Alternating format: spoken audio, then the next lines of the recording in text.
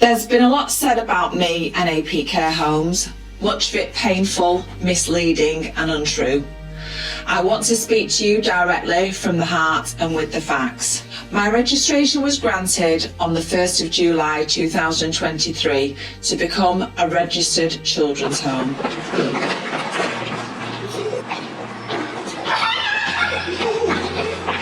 Within 4 months of the home becoming operational, Ofsted inspectors had placed a notice of proposal to close my home down. There had been no police investigations, criminal activity, medical notes, LADO reports that have led to anyone's DBS being of concern, no social worker or CAMS supporting evidence that has led to show any harm has happened to a child whilst residing at AP Care Homes. 2 children were removed after Ofsted's inspection in November 2023. Ofsted did not give any alternative to this step of enforcement. The decision severely compromised the safeguarding of 2 children in place. The impact of this on one child was within 48 hours of being removed from the home, they were hospitalised as they tried to take their own life. We have had no ligatory usage from any young person whilst residing at AP Care Homes. The second child was driven around 6 hours away to an unregulated provision where safeguarding concerns are significantly increased, as the structure of this environment is not regulated by Ofsted. The impact of the suspension for both those young people is too heartbreaking to share in full. I took legal action to challenge this decision of the suspension and the notice of proposal to close my home, and Ofsted retracted both the suspension and the notice of proposal 4 days before the hearing was due to commence in January 2024. One child had been admitted into the home for 1 week in January 2024, which led to Ofsted's decision to close the home altogether. In March 2024, Ofsted officially served the home with a notice to cancel the registration of AP Care Homes altogether. At this time, there were 3 extremely experienced members of management who collectively have had over 50 years' experience in the childcare sector. There were no police investigations, no LADO findings leading to DBS action, no clinical or support worker reports claiming children were at risk, no CAMS records identifying psychological harm has been caused with any young person within our care. In April 2024, we brought in an experienced leader within the childcare sector. He had been in care himself as a child and worked his way up from a residential support worker to a responsible individual position, obtaining outstanding in many of his childcare provisions. William Mulvaney worked tirelessly at AP Care Homes from April to September 2024 to review, restructure and support a brand new team force in the home. There had been no children residing at AP Care Homes since the 30th of January 2024. I kept my staff team on full pay for over 16 months to continuously evidence and showcase that the home met regulation and should be given the opportunity to become operational. Every member of staff who was put forward to be a manager or responsible individual was deemed not suitable, or there would be significant delays on setting a fit persons or suitability interview for that person. Lee Brooks, William Mulvaney, Angelina Power, Claire Emery, to name but a few individuals who were put forward for these roles. Each of these individuals are highly experienced and have worked in the industry for many years, and there have been no safeguarding concerns behind each of them working with children. Let's look at the system. As of 2024, over 83,000 children are in care within England, but just under 13,000 regulated beds exist, as the UK is short of almost 6,000 foster carers also.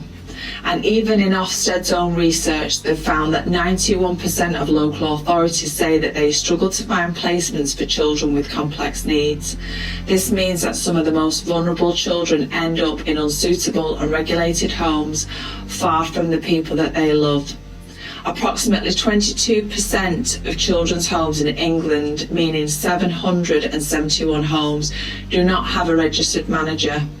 Registered managers take on a lot of responsibility in this sector and they need to feel supported, not scrutinised.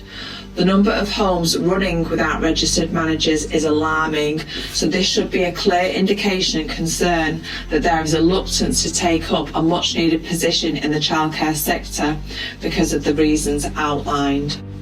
Yvette Stanley, the director of Ofsted, has reached out to providers not to be risk adverse and to look to accept more complex placements. We did this in January, and the home was given a notice of decision to close our home altogether. Unregulated placements are costing local authorities between £15,000 to £25,000 a week. It's unsustainable, and children are paying the price by being moved into inadequate care. This directly affects you as a taxpayer, as you are footing this massive bill.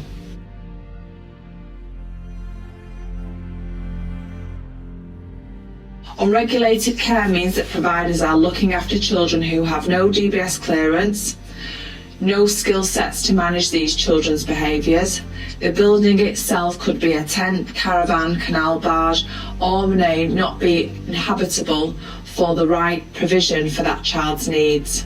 But what alternative does a social worker or local authorities have when they have limited regulated homes and the number of children in care is increasing? The system is broken.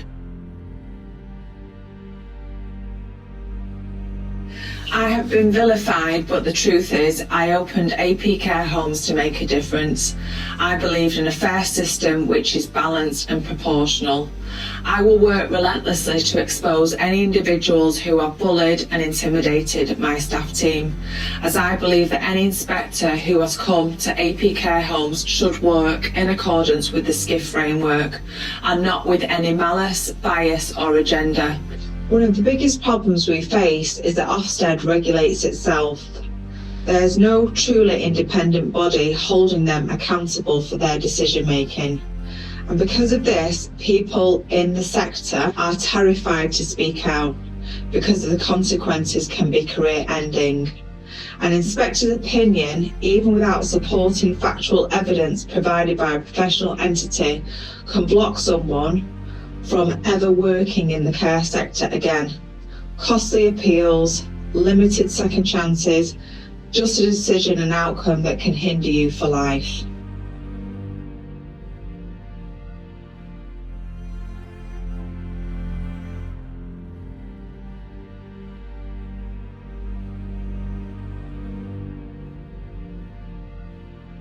I have new evidence to support that this has happened, which has come to light in the past few weeks since the tribunal hearing. AP Care Homes is appealing the decision. Ofsted should be working with providers like me to strengthen, support and improve homes. I strongly believe that the foot soldiers who work closely to remove children from compromised situations, and those individuals are our wonderful social workers and our local authorities who would benefit from a change in the system, which allows more regulated homes to open up and for strong relationships to be built between the provider and Ofsted. People within the sector should not be terrified of Ofsted. We should be building a strong, robust, lasting relationships to strengthen our care and support networks for the most vulnerable in this country. I'm asking for the truth to be seen.